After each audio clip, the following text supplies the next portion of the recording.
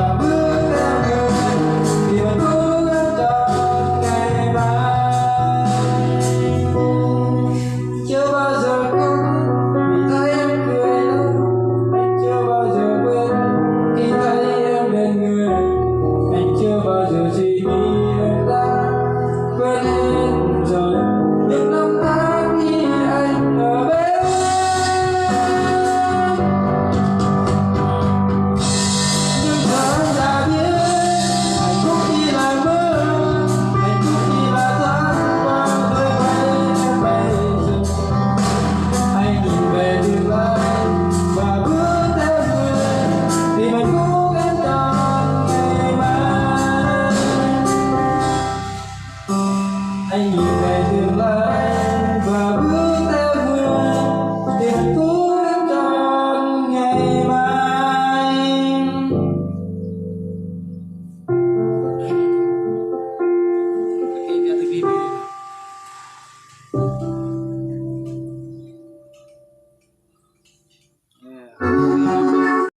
2, 3 bắt đầu.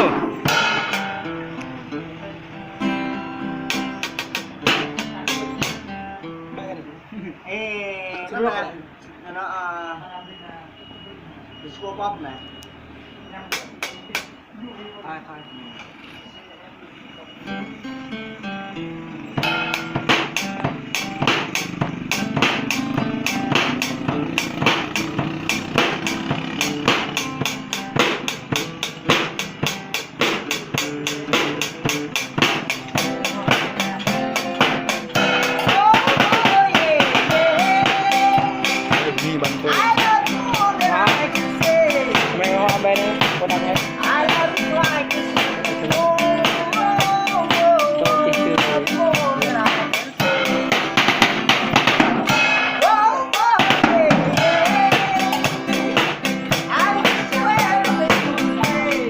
Anh em đến giao lưu. Chào các bạn. Các bạn nhớ like và chia sẻ subscribe kênh YouTube cà phê anh em Phần Trai nhé.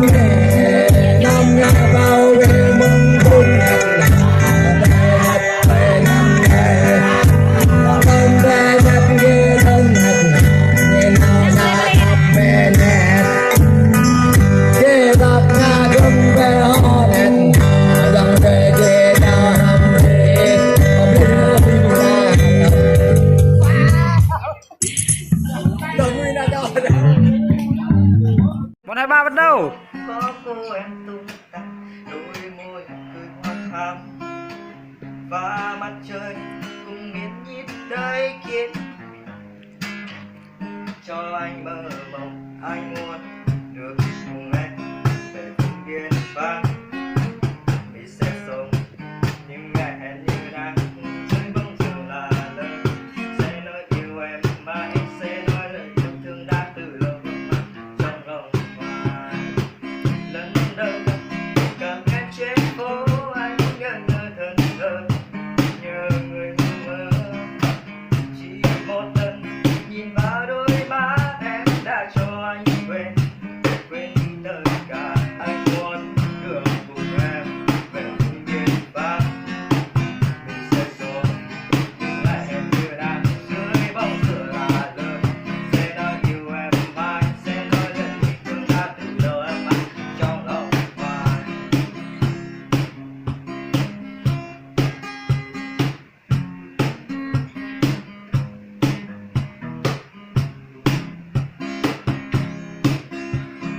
Ngày nhung nhịp về trên khu phố, có cô em tung tăng, đôi môi cười hoa thắm và mặt trời cùng nghiêng nhịp đây trên vai em buông trời, cho anh mơ mộng. Anh muốn được cùng em về vùng biên vắng, mình sẽ sống những ngày hẹn như đang dưới bóng giờ là lời, sẽ nói yêu em mãi, sẽ nói lời yêu thương đã từ lâu ấm áp trong lòng hoài.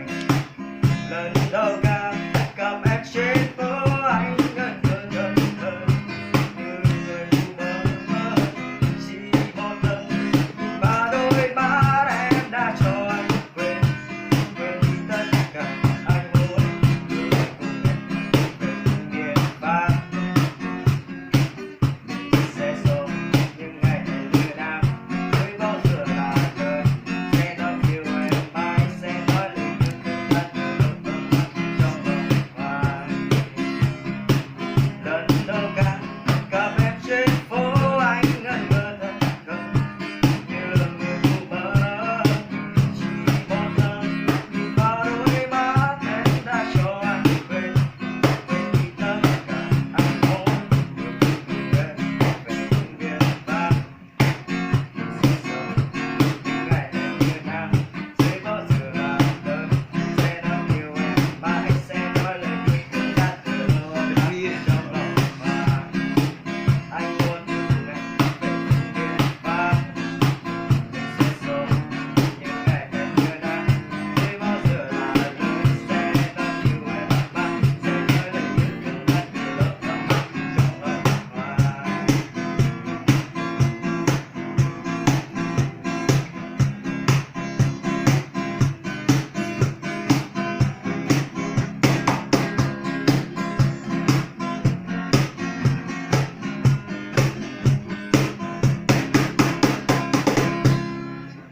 Ồ, đúng rồi, thôi.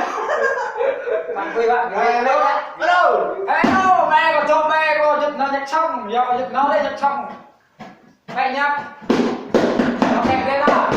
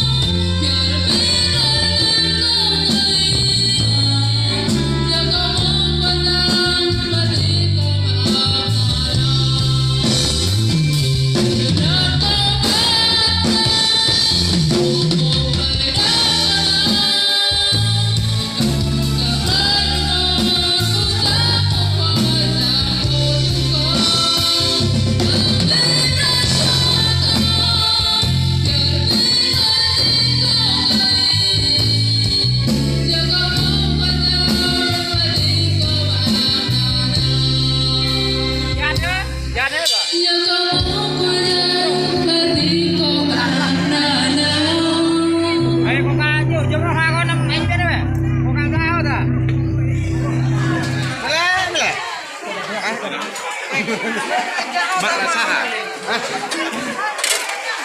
Ini ini kita memilih antara itu ke misiat yang mau kira ke sana bintang dan tong soro ke tujuh tanah bangunan. Aduh kita mereka ke pin pemengin nanti berlong. Mereka ke Asi pelatihan lain lagi berapa? Kan momen sama itu hampa ke pin ke sana dan tong soro ke tujuh tanah berapa ke tujuh. Mereka ke Asi. Mà cả miễn hàng có rồi.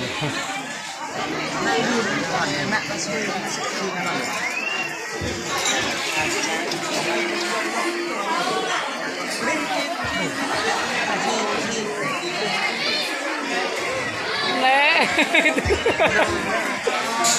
Anh yang nghe anh kia nên đủ đi, đủ nghe ra.